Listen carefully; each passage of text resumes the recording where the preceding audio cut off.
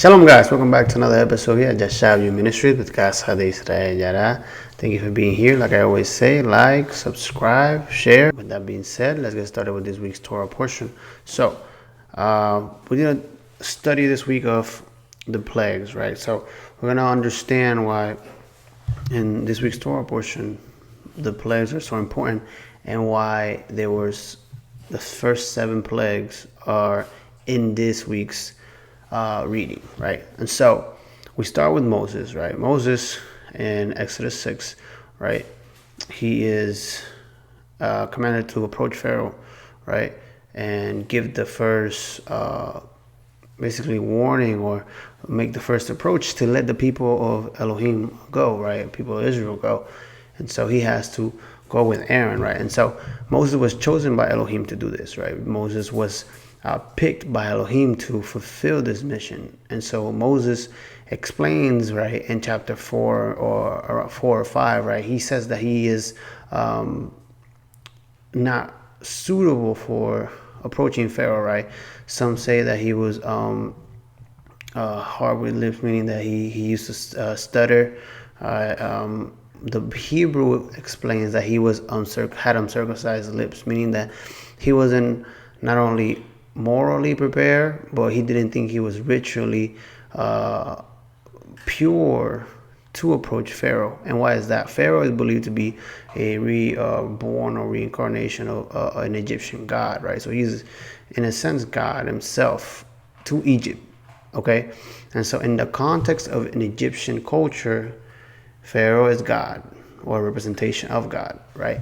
And so the only ones that would approach Pharaoh were priests, and so these priests were circumcised, right? And so this was a sign of purity that will give them access to Pharaoh, right? And so Moses, when he says he has uncircumcised lips, he's basically saying that he's not suited or suitable to approach God, right, in Egypt. Like, he's not going to be able to change Pharaoh's mind. And so Elohim chooses some specific words, right, to help Moses understand that he'll be with him, right?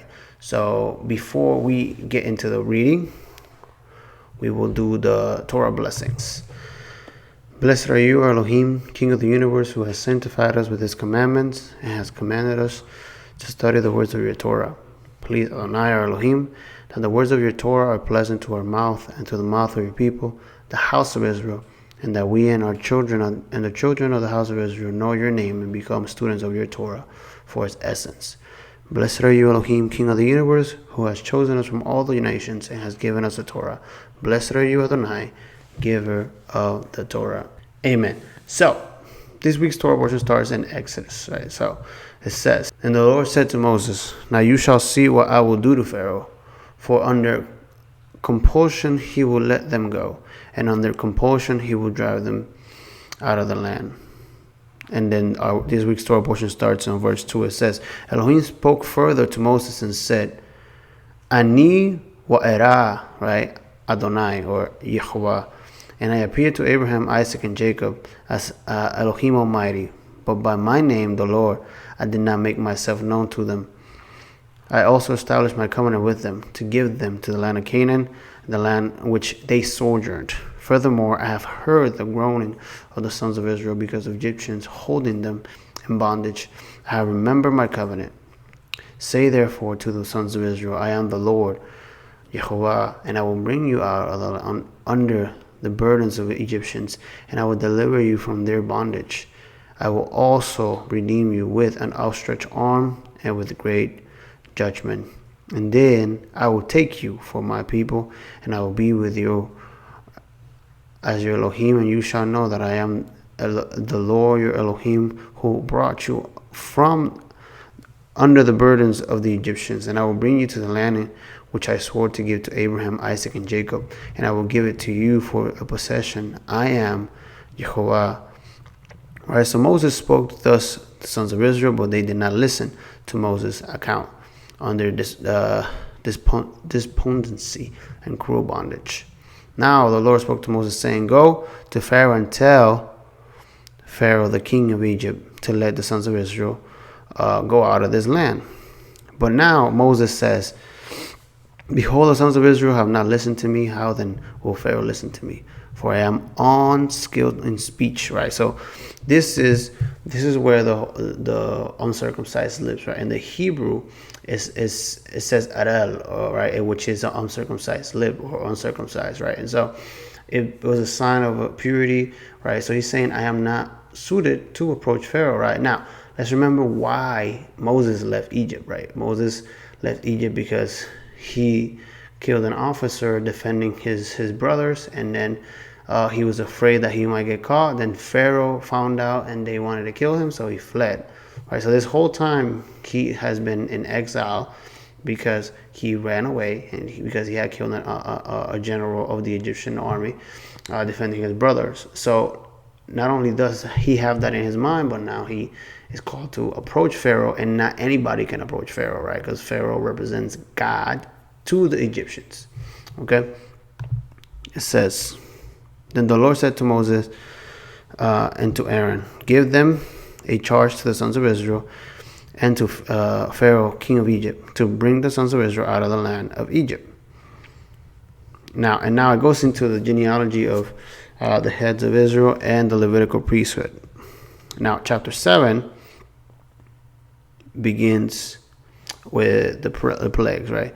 Then the Lord said to Moses, see, I make you as Elohim to Pharaoh, and your brother Aaron shall be your prophet. Now, here, Elohim is saying to Moses, right? Moses doesn't think he's suited for this. And Elohim says, I have put you in the position of God, right? So you will represent me. So in essence, Moses, it's God saying that he is delivering the message of Elohim, right? So in a sense, Moses is a angel, or as its original translation is a malach, meaning a messenger of Elohim, right? Aaron is the one delivering the message, right?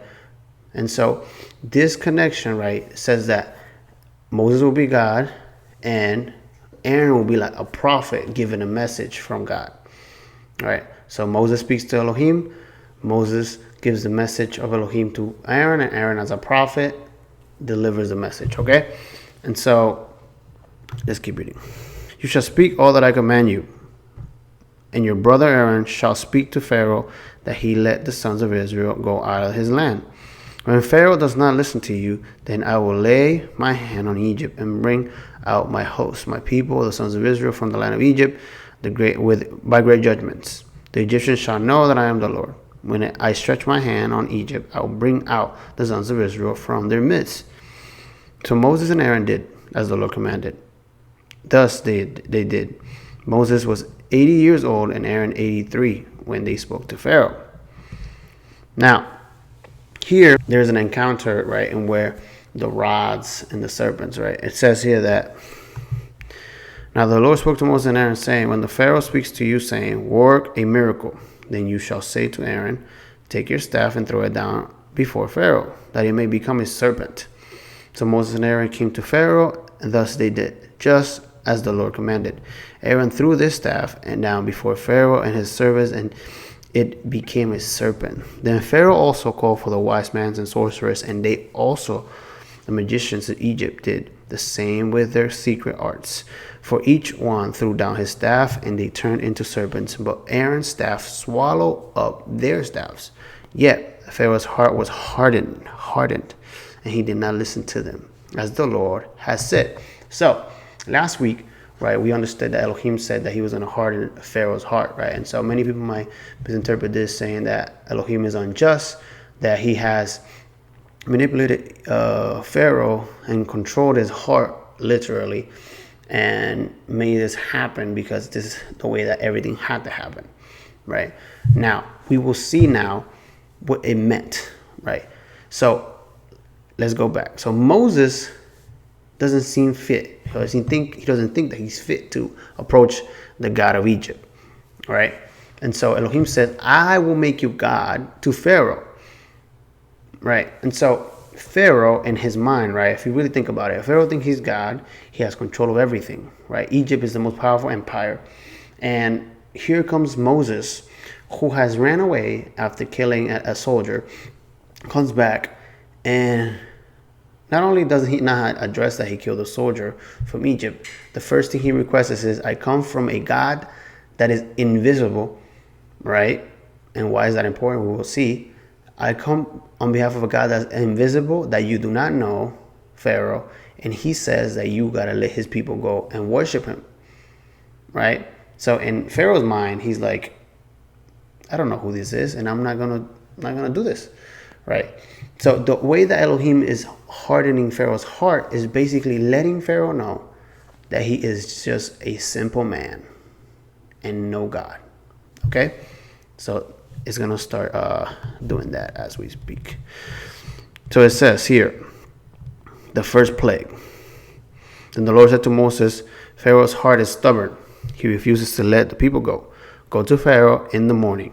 He's going out to the water, and station yourself and meet him in the bank of the Nile. And you shall take your staff, the staff that was turned into a serpent. You shall say to him, the Lord, the Elohim of the Hebrews, sent me to you, saying, let my people go, that they may serve me in the wilderness. But behold, you have not listened until now.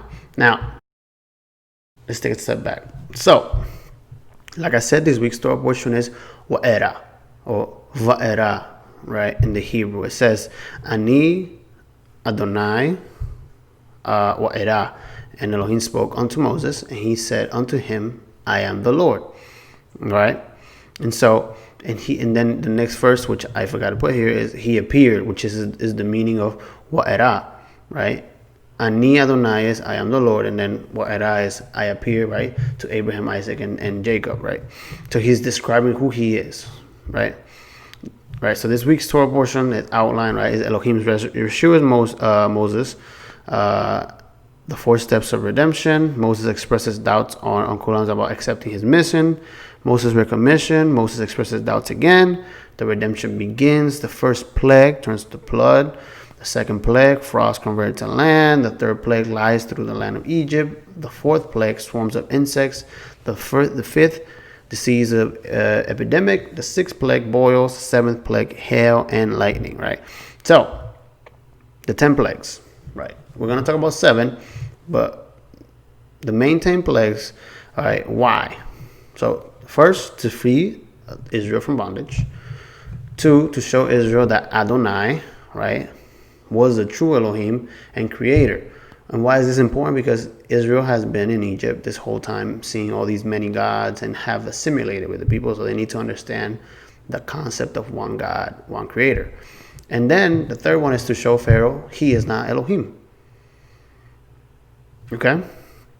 And that his Elohims and his gods are nothing.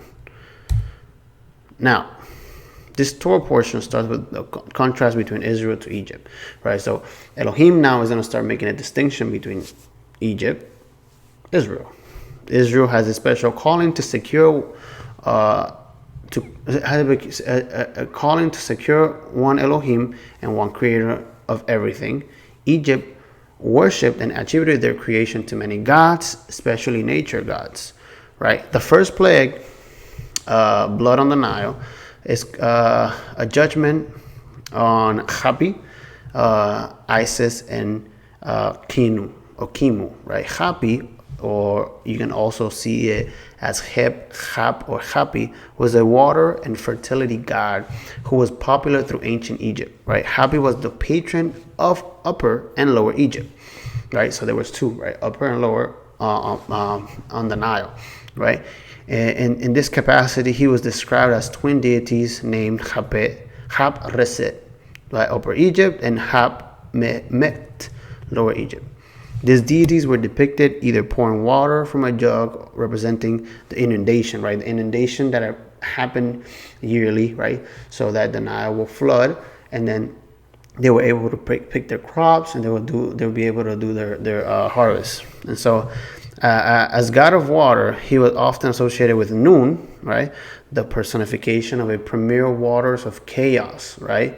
In the Ogdod theology from Heliopolis, and was described as the husband of Nunet, Nun's wife and female aspect, right?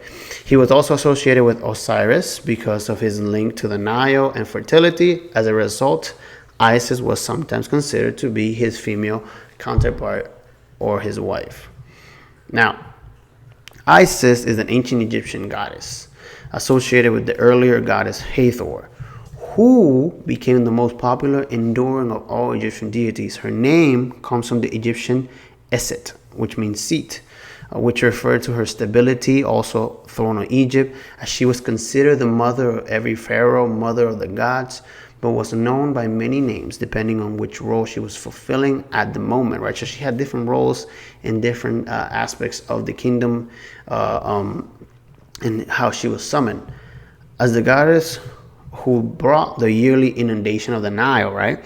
You see the connection to the Nile again, which fertilized the land. She was Sati, the mother of the gods. She was, but was known by many names depending on which role she was fulfilling at the moment. As the goddess who brought the yearly inundation of the Nile, which fertilized the land, was Sati. Oh, I repeated that twice.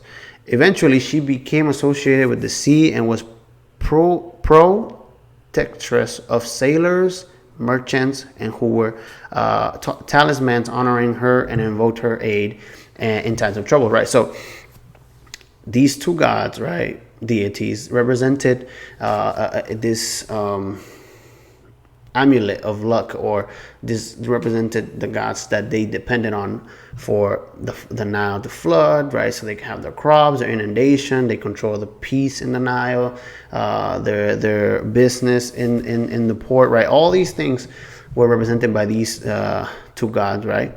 And then the third one is Kenmu or Kenu or Kenemu, right? Weird names. Also, Romanized Kenu was often the earliest known Egyptian deity, originally the god of the source of the Nile. Again, since the annual flooding of the Nile brought with it a slit in clay, and its water brought life to its surroundings, he was thought to be the creator of the bodies of human children, which he made at a potter's wheel from clay and placed in their mother's wombs. He was later described as having molded the other deities, and he had the titles divine potter and lord of created things from himself, right? So remember, the river was the basis of the daily life. So many fish and crops were destroyed. Not only the gods were destroyed, but the economy of Egypt was destroyed as well, right? In Exodus 7, verse 17 through 18 say, "Thus said the Lord, and thus thou shalt know that I am the Lord. Behold, I will smite the rod that is in my hand upon the waters which are in the river, and they shall be turned to blood. And the fish that are in the river shall die, and the river shall become foul, and the Egyptians shall loathe to drink the water of the river." Right? Here we're seeing that these gods had a representation, right? So the Nile, right, was in a sense Elohim killing or taking a judgment on these gods that they believe control the Nile and were so fruitful, right? So the message that we read here, right, it says verse 20, "So Moses and Aaron did even as the Lord commanded, and he lifted his staff and struck the water that was in the Nile and in the sight of Pharaoh, in the sight of his servants, and all the water was in the Nile turned to blood. The fish were in the Nile died, and the Nile became foul, so that the Egyptians could drink water from the Nile, and the blood was thought throughout the land of Egypt. But the magicians of Egypt did the same with their secret arts, and Pharaoh's heart was hardened, and he did not listen to them as the Lord has said." Right? So we see that Elohim is giving him a chance. He sees the judgment on their gods, and then when he sees that his sorcerers are able to do the same thing, his heart hardens, saying, I have no fear of this God, because we do the same thing he does, right? So we're starting to see how Elohim is hardening his heart, right? He is being stubborn, and he's not paying attention to the messages that Elohim is trying to send. So we'll keep reading and see how Elohim is testing him, right? So chapter 8 starts with the frogs over the land, right? Then the Lord said to Moses, go to Pharaoh and say to him, say the Lord. Again, Elohim is giving him a chance. Let my people go, that they may serve me. But if you refuse, let them go. Behold, I will smite your whole territory with frogs, right? The Nile will swarm with frog, which will come up and go into the house and into your bedroom and on your bed and into your house of servants, right? So,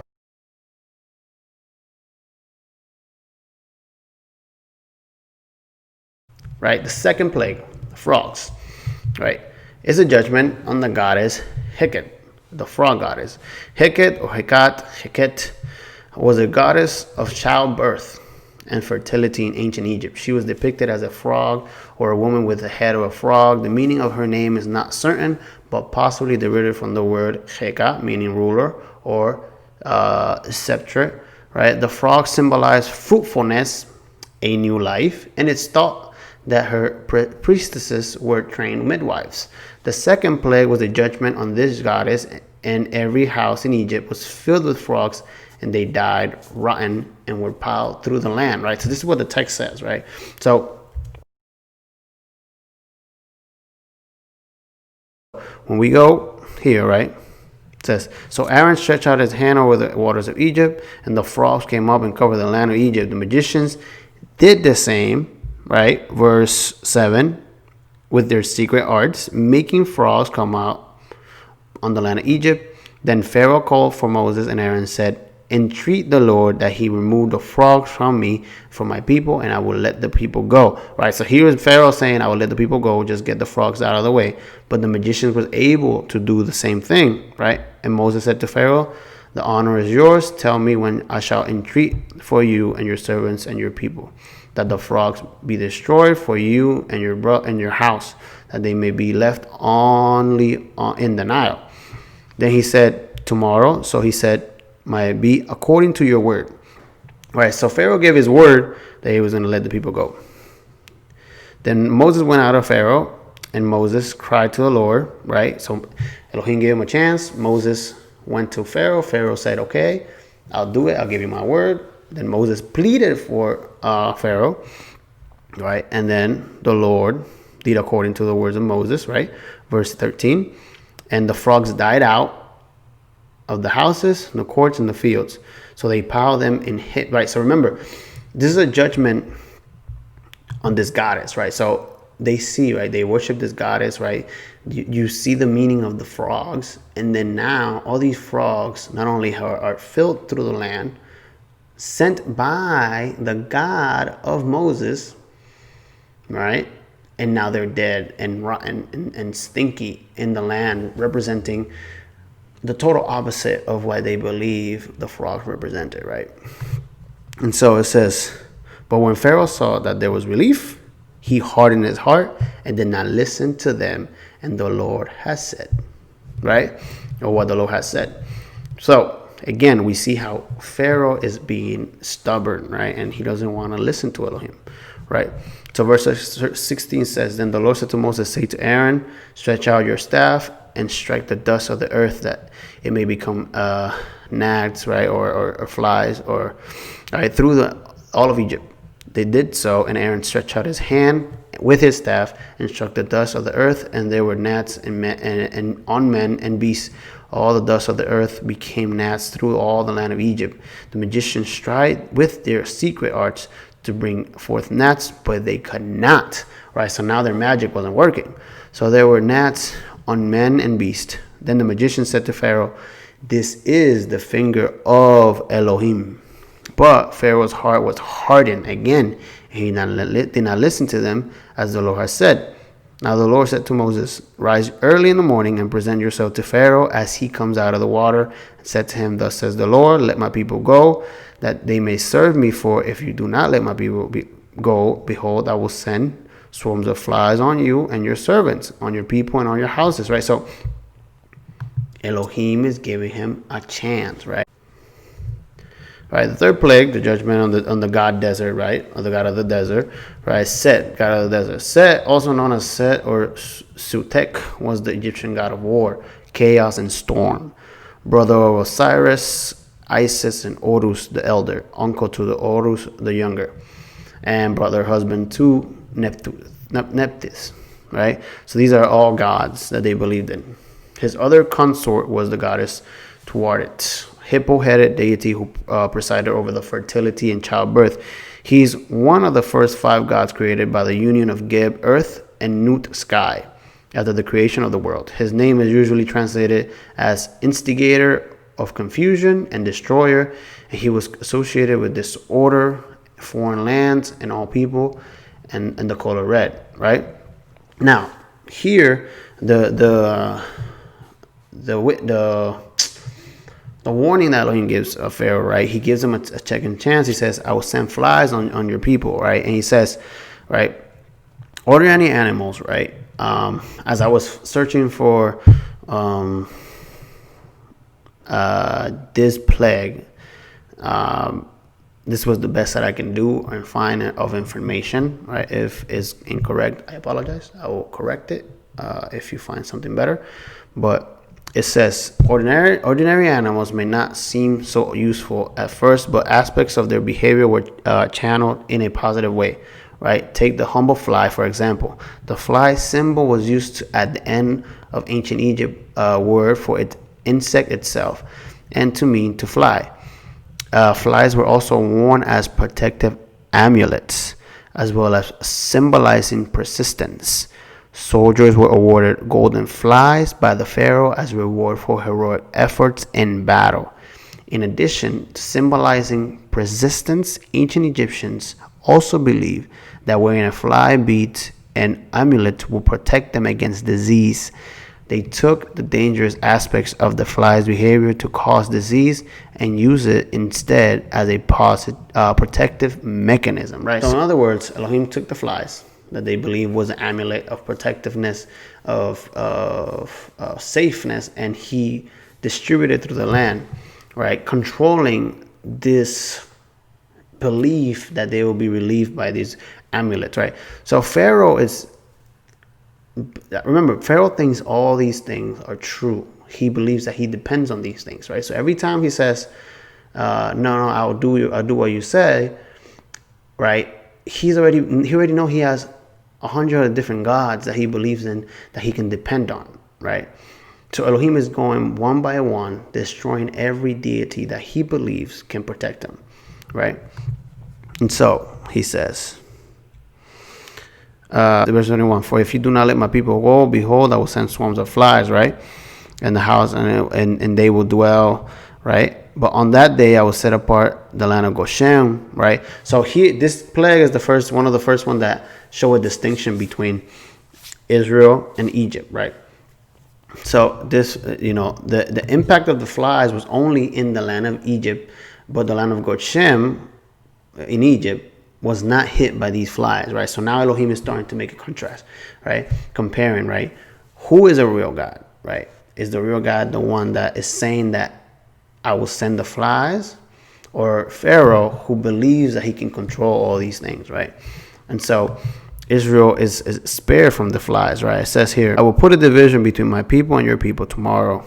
These signs will occur. Then the Lord did so. And there came great swarms of flies into the house of Pharaoh and the house of his servants, and the land was laid waste because of the swarms of flies in the land of Egypt. Pharaoh called Moses and Aaron and said, go sacrifice to your God within the land. But Moses said, it is not right to do so, for we will sacrifice to the Lord our God what is abomination to Egyptians, if we sacrifice with what is an abomination to Egyptians before their eyes. Will they not stone us? All right, we must go 3 days' journey into the wilderness, sacrifice to the Lord our Elohim as he has commanded us. Pharaoh says, I will let you go. All right, and so he says, I will let you go to the wilderness, right, and says, make a supplication for me. Right, then Moses said, behold, I'm going out from you, and I shall make a supplication to the Lord. All right, Moses departed from Pharaoh, his servants, and from his people tomorrow, only do not let Pharaoh deal deceitfully again, in not letting the people go to sacrifice to the Lord.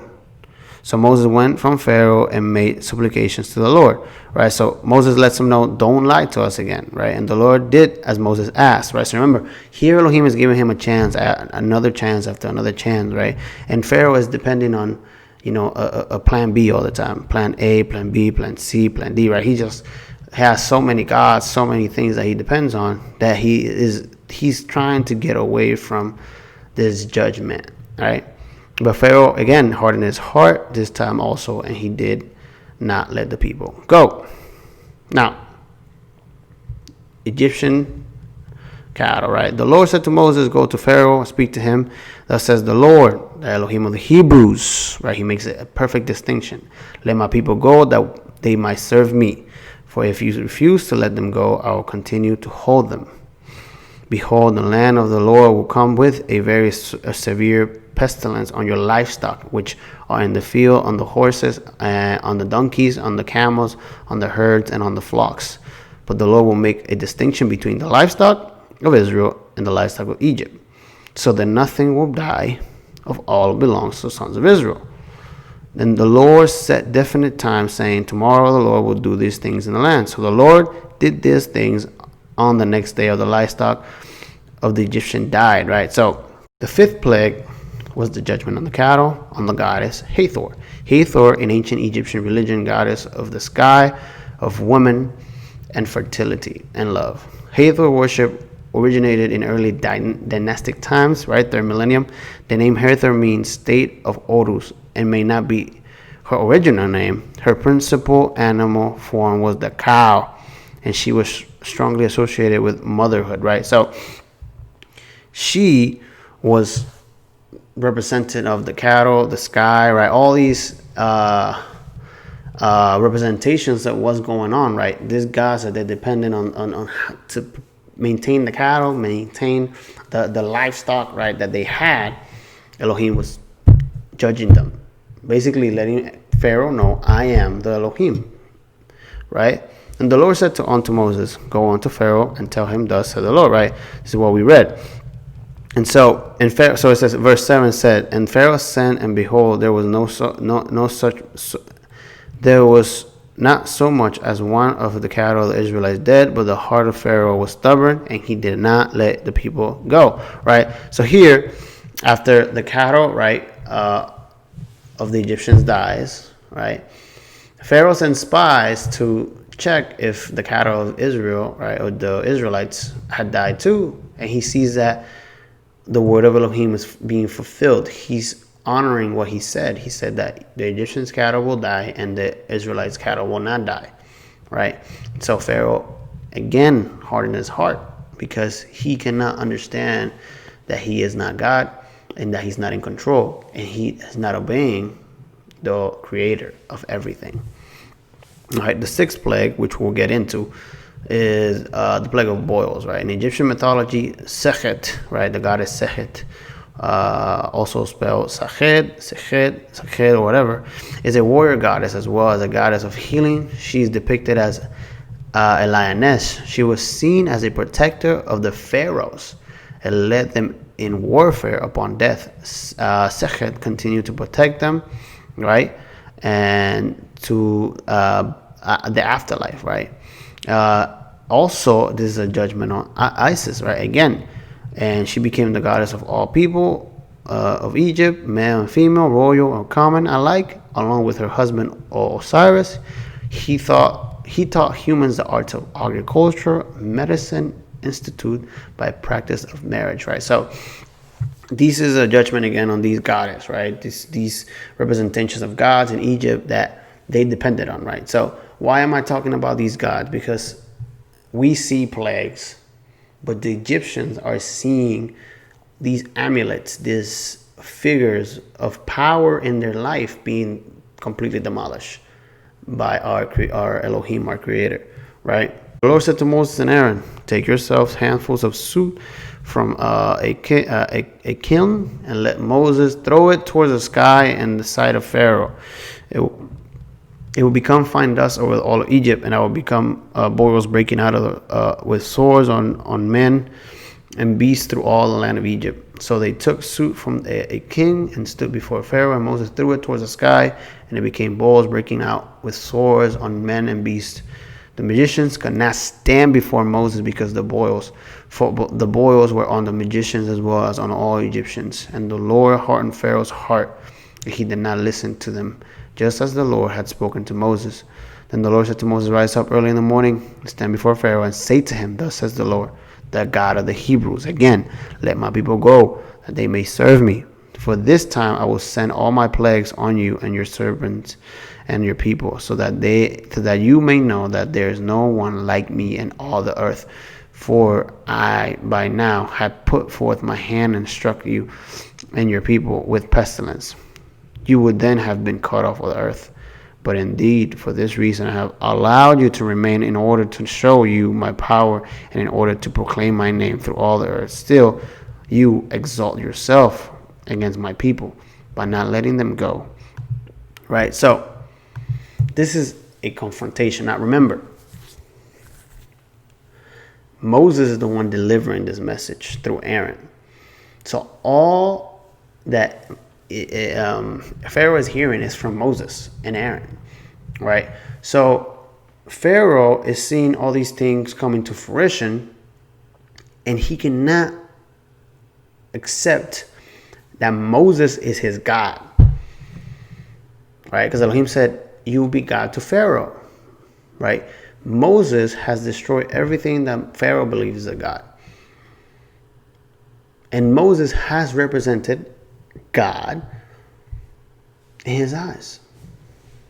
And so this clash of titans, in a sense, has shown Pharaoh that he is a man, but he cannot take it. He keeps on trying to fight the uncontrollable, right? Keep on fighting, right? Everything and the demand that Elohim is trying to give him.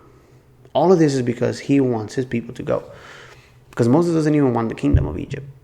He just wants his people to be let go, right? So it says, the seventh plague is a judgment on the goddess Nut, the goddess of the sky. Osiris, god of copper fertility. Set, the storm god, right? This judgment was on these three gods, right? The hail, right? Behold, about this time tomorrow I will send a very heavy hail, such as has not been seen in Egypt from the day it was founded until now.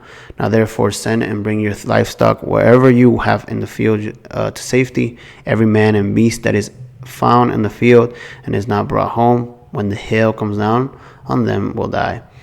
The one among the servants of Pharaoh who feared the word of Elohim made his servants and his livestock flee into the house. But he who was paid no regard to the word of Elohim left his servants and his livestock in the field.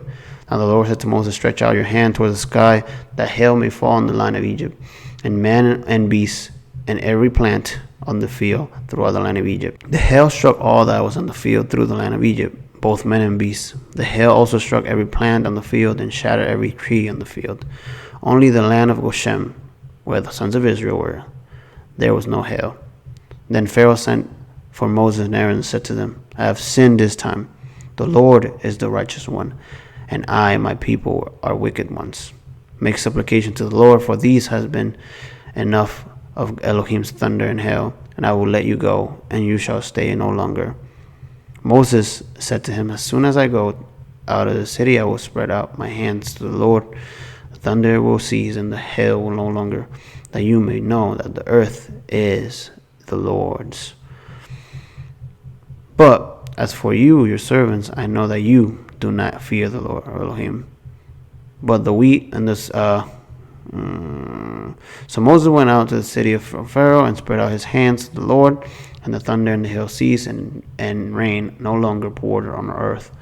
But Pharaoh saw that the rain and the hail and the thunder had ceased, and he sinned again and hardened his heart, and he and his servants. Pharaoh's heart was hardened, and he did not let the people of Israel go, just as the Lord has spoken to Moses.